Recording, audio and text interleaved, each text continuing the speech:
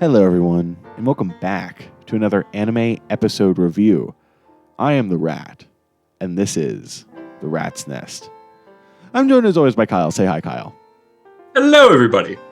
We are here with peak fiction. What else can I say about it? What else can I say other than it is in fact peak fiction? Nothing. It's peak. What else can we really add to that statement? Jujutsu Kaisen Season 2, Episode 6, technically, right? This is the first episode we're covering on the channel because it is the first episode of the Shibuya Incident. Now, yeah. I will preface this episode by saying, because some of you are probably wondering, no spoilers. Kyle and I we are caught up to the manga, but there will be no spoilers in this video. We will just be talking about this episode in the context of Season 2 and talking about the merits of the episode itself. There will be no spoilers in here. Everyone is welcome. We are not, right? We won't.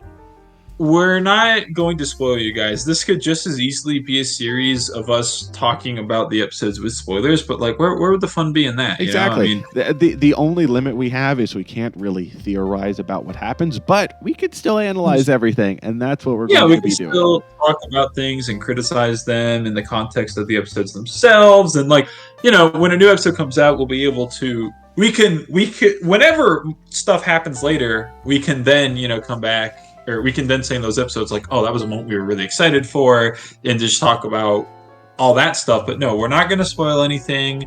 We're just going to talk about the episodes themselves. We're just two bros chilling, talking about peak fiction. Yeah. We're just talking about peak fiction right now. This is going to go without saying, too, but we're not really going to discuss the contents of the OP itself. It's a really good OP, fantastic OP. Good visuals. I loved it. I love the visuals. I love the song. Yeah, all that stuff. But we can't talk. That's all that we can really say right now. Maybe at the end, whenever everything's aired, we could talk about that. Yeah. But when all is said and done, we can. But yeah, the episode itself was absolutely phenomenal. I loved it. Getting back into it, right? What would you want to just hop right into the episode, Kyle? Let's hop right into the middle of this episode. So the first thing, there's basically 3 sections of this episode, right? Mm-hmm. The first section is following Todo and Mei as they appeal to the principal guy of Kyoto, being like, hey, we recommend Maki, Panda, Megumi, Nobara, and Yuji for first grade, or maybe it was semi. I think they were going to promote them to semi first grade, but I thought they were recommending them for first grade. I admittedly can't remember. And that's another thing. We're caught up to the manga, but it's been a second since I've read Shibuya. It's been a while, yeah. Like 2 years, I want to say. A year plus, maybe. I don't think it's been a full 2. But I can't remember every detail. So yeah, no, this is cool. And then we get to see them kind of playing ping pong and going back and forth. And Toto's like, yeah, no, my brother, I'm not saying I want to be the guy to sponsor him, right? Because they both sponsored him. They're going to go on a first class mission or a first grade mission with a first grade sorcerer to prove themselves. And he's like, oh, I'm not saying I want to be the guy to go with my brother Yuji, right? But it's gonna be because he's a chronic smoker, obviously. he's like it's gonna be me. You know what's weird? Yeah, what? I was looking. I just was looking at the wiki because I was curious for this episode, and so episode 30. So the main contents it adapts from are chapter 79 and chapter 80.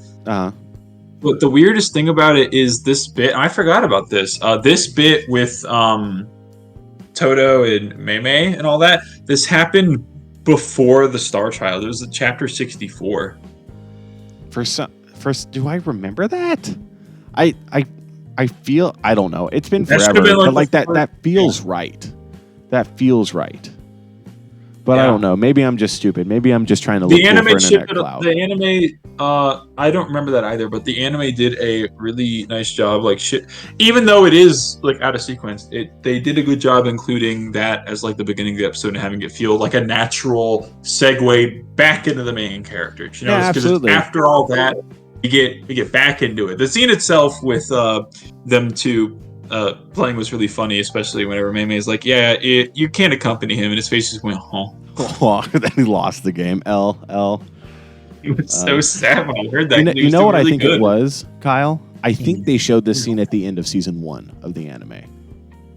Oh, I think that's what it was. I think that's kind of how I remember it. You guys can correct me in the comment, or if I'm right or wrong on that. Fake fan. I am such a fake fan, but I think they showed it at the end of the season 1 anime, and then obviously they couldn't get into it with Star Child. So this was a fun little part at the beginning.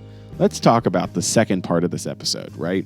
Which is it's like that. It's like that. It's like that. Gotta say, I personally, and I don't know like the majority thoughts, but I know a lot of people love these three goofballs. It's just so nice seeing these three be like actual good friends. Because, unlike a lot of other shonen, it feels like a lot of the friendships are forced or like twisted, and where it feels like characters are just having to be friendly with each other just because. I like the natural flow of how all the shit that they do with each other feels like the shit that we would do in our friend group. No, totally. It feels so genuine, and it's good to see these three again, because it's been forever since season 1, and then you have Star Child, which obviously focuses on Gojo and Geto and their backstory.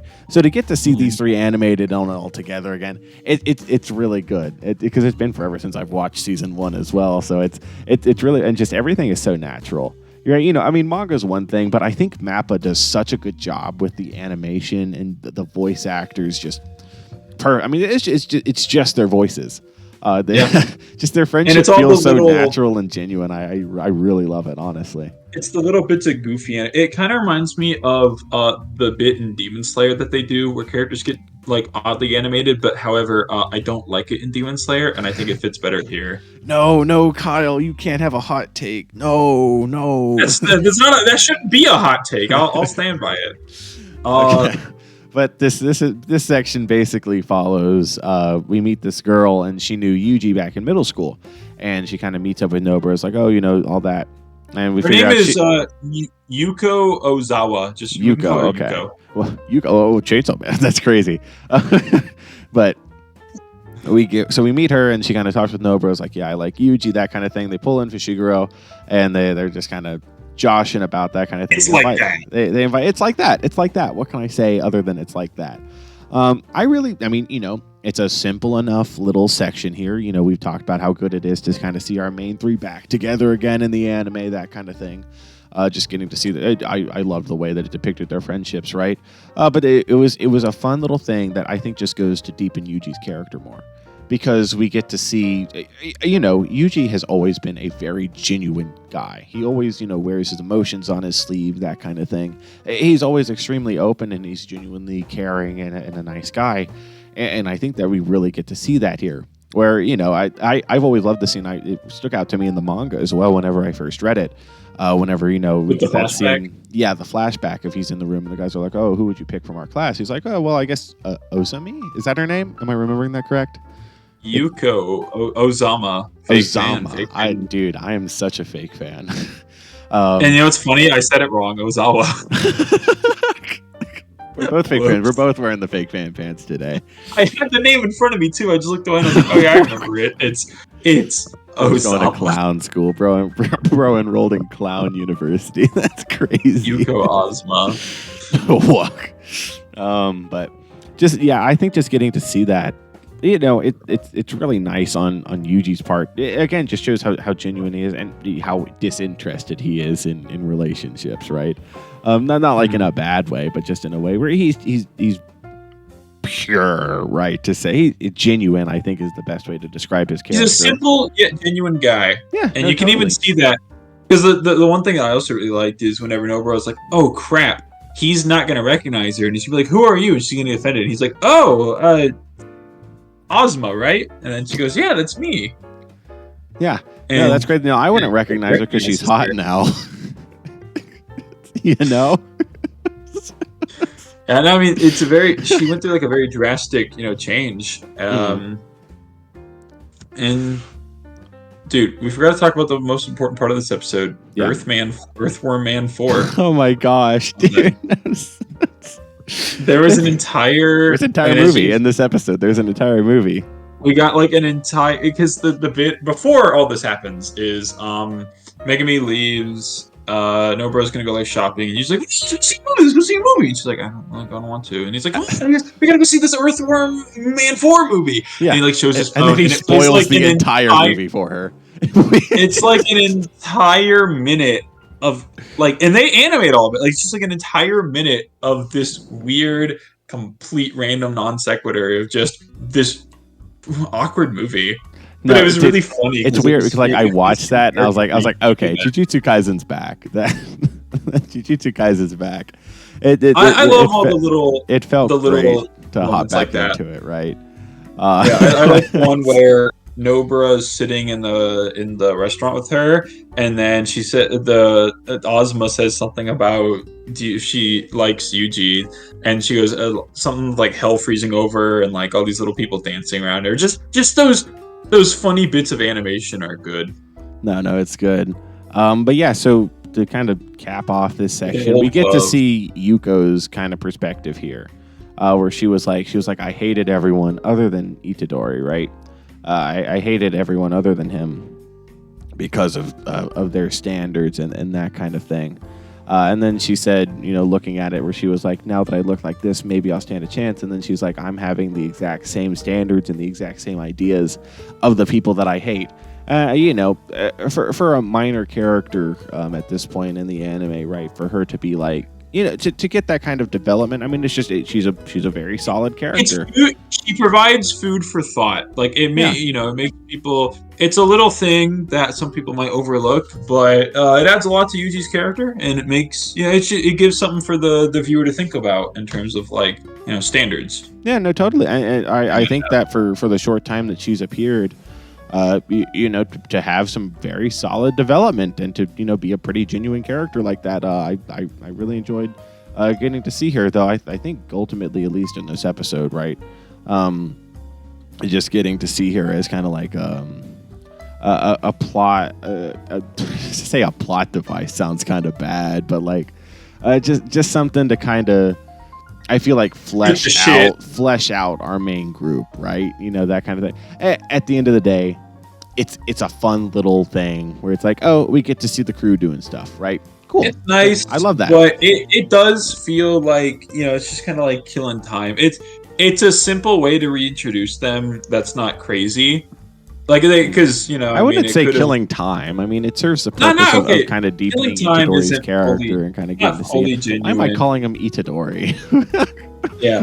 Okay, maybe not killing time. That might be disingenuous, but there could have been other ways that they had like reintroduced. Because what was it at the beginning of Star Child? Wasn't that entire sequence like anime original? I don't remember. I don't remember that from the manga. Where like no, it was in the manga. It's just a smaller part of it. So yeah, it just but like if they really wanted, they could have just had fight, and have all that, like just have like 2 minutes of them all fighting. But it was a more simplistic way of reintroducing them to us. I really like. I'm glad that they didn't fight. Honestly, I think they saved the action for later this episode. Yeah, no, I think that is just a great way to get reintroduced.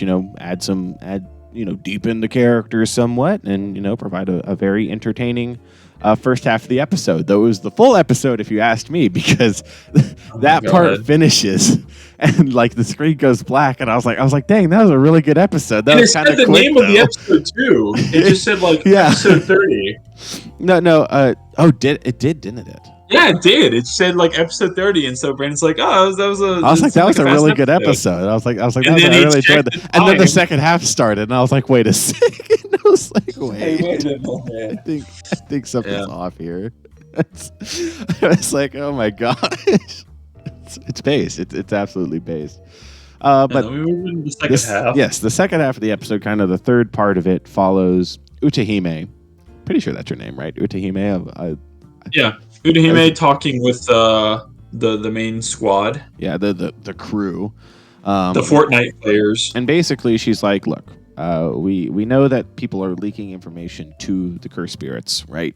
Mahito and Geto's group, right? That little crew there. We know that people are leaking them. We don't know where exactly the leak is. We know that it's two people, right? That's what she was saying. We know it's two people. Yep, two people. One is a higher than the principal. We can't do anything about him, but we can do something about the person supplying him information, or we could do something about the other guy, right? And so we said we have a suspect that you guys are going to introduce, or you guys are going to kind of look at, right? And so they're like, oh, who is it? Probably someone from Kyoto, since you're asking us Tokyo students. And she's like, yes, it's, and then we get the funny cut to Miwa saying Mekamaru. So Mekamaru is the suspect, and as we find out later this episode, yes, he is the traitor as well. We get a nice little scene of him and Miwa, just kind of funny. Oh, hi Miwa, good to see you again, little cutie. And then we get to see base over and over when he goes to sleep mode. Just base. That was funny. And we get to see the crew and Utahime kind of going down to where Mekamaru's real body is usually stored. And we kind of see him be like, oh, they're here. But it's a fake out because he's not there. And Mekamaru is actually referring to Geto and Mahito, who are here at the door. And we find out, so yes, Mekamaru is the mole, 100%. He's the one that was supplying them information. But the deal was he supplies them information, and then Mahito, uses idol transfiguration to heal his body. So I will be the first person to admit that I am not studied up on the specifics of Mekamaru's cursed ability. This fight was a long time ago in the manga. I am not studied up on the specifics of stuff, right? But I know that he can control these automatons, right, and use them in such a way. And I know that's a very good ability, but the drawback is his heavenly restriction, similar to what we saw. How am I forgetting his name? He's Peak Fiction. The guy from Star Child. Oh my gosh, I'm blanking. It's too late for this, Kyle. It's too late for this. Toji. I kept wanting to say Toto. I was like, oh my gosh, I love Toji. He's one of my favorite characters. How did I forget? Okay, anyways, kind of similar to Toji's heavenly restriction, where he doesn't have any cursed energy, but he is, he has extreme physical prowess, right? That's the trade-off, right? That's a heavenly pact, I think is what they call it. But his heavenly restriction is having no cursed energy. So Mekamaru's heavenly restriction here is the fact that he can't, his body itself is extremely fragile. We see him, wrapped in bandages and hooked up to all these things, just trying to keep him alive, right? But his cursed ability is very powerful, and so obviously he wants to have his body healed. And Mahito's idol transfiguration, which changes the shape of one's soul, can do that pretty easily. And so that was their whole deal. But obviously, and is because Mahito's like, I'm gonna maybe I'll get carried away, turn him into a caterpillar. And Geto's like, no, you need to wait. Like, we made this contract, right? You make a contract with yourself, you're only gonna lose the strength you gained. But you break a contract you made with someone else, we have no idea what kind of disaster is gonna befall us. So you kind of need to get in shape a little bit, Mahito. And he's like, all right. He goes over, heals him. Mekamaru's healed. That's base. But then obviously they start to fight because then he's Aki. They want to kill him. He wants to kill them, right? Like that. That's what's going to happen. We get to see him do his mech, and the fight starts, right? And so here we learn a bit more information. We learn that Mekamaru's ultimate plan is he wants to get into contact with Gojo because he wants to give Gojo the information on the Cursed Spirits Shibuya plan that they have, and he wants Gojo to help him fight. And he currently can't contact anyone because Geto lowered a barrier, I'm pretty sure, or a veil, whatever it's. Yeah, that's what he said. Because then he said, he's thinking to himself, Geto is he's just standing idly by right now, but Mahito's the one I got to worry about. Idly? Well, not idly. Idle plant. Whoa. He's the ability. Geto he's just standing off. He's like, oh, no, he's just watching the fight. I love that. That's great. And then Mahito is like, I could just one-shot him. That's why he's in this mech. And then, he kills a bunch of little ones. And then we see this giant, humongous mech appear from, the ground. And that's what he spent all his time building. And apparently, if I remember right, it's all the energy he's accumulated over just being alive, he's stored into the mech. And so it has 17-ish years worth of cursed energy buildup to utilize. Yes. That's insane.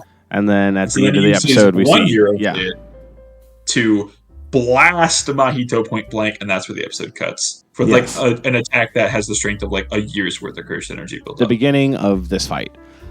And I can't wait. I genuinely can't wait. I love this fight, the manga. I can't wait to see how it's adapted and how Mappa does. Mappa did such a great job with this episode, you know? It's nice. It feels like, and I said this earlier, but I don't remember if we were like, one of us said something to talk over it, or I just like completely ignored it. It just feels like putting back on an old glove, you know? Just getting to see, like, Star Child, you know, Star Child's good, but I love Star now Child. it's like, oh, it's a really good arc. Like, no knocking on it there.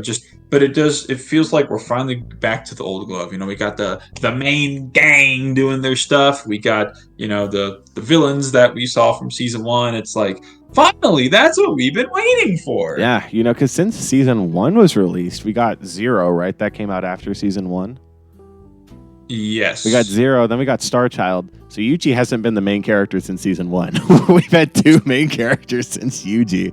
So it's good to get him back. It's really good to get him back. In a weird way, I kind of like that. I like whenever, because, I mean, you can look at other manga and, like, criticize it. I like it when the main character isn't the only one who is doing it. The world feels more natural. You know, there's sometimes where it's like the main character is the cause of everything. Everything revolves around the main character. And that's not necessarily bad. I mean, it's good in many instances. It's just, I like it when, kind of like in Jujutsu Kaisen, we see that Yuji is not, like, the whole world doesn't revolve around Yuji. Things happen. Star Child, Zero, like, a bunch of stuff just happened without him.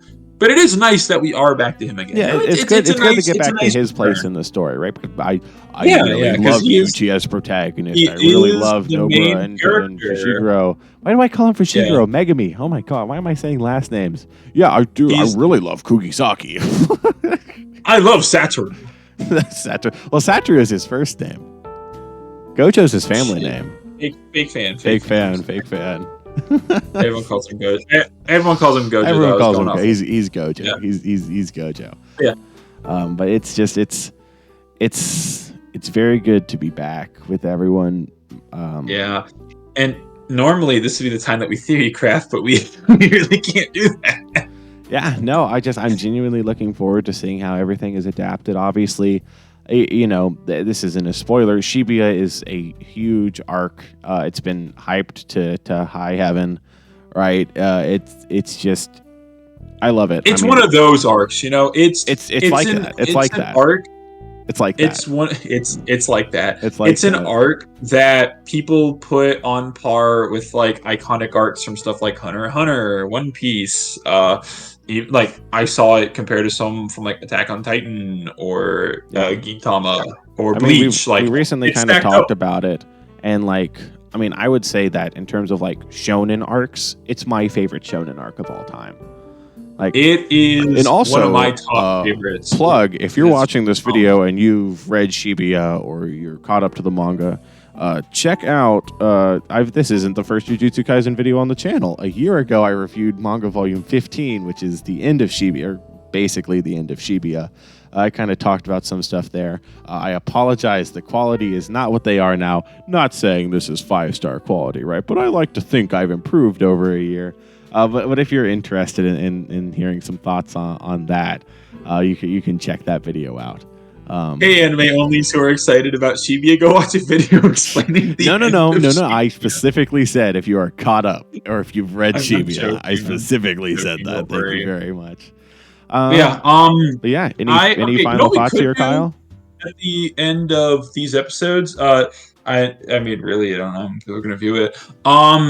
I want to hear from what you guys. I want to hear what you guys thought of the episode itself and what you think is going to happen in the next episodes. And we could talk about some of like some key comments that we get in those next episodes, just to give us some more discussion too, and see like if there's anything you were curious on or thoughts of that we didn't really touch on. Because I think that'd be good. You know, add to, while we can't theory craft because I already know what happens. It'd be interesting to kind of talk about stuff that maybe you guys picked up on that we might have missed. Yeah, totally. I mean, you know, we're not perfect. We're recording this one at 11:30 at night because it's been a crazy day. No, we're gonna miss stuff. But yeah, no, totally. So, any final thoughts, Kyle? It's time to wrap it up.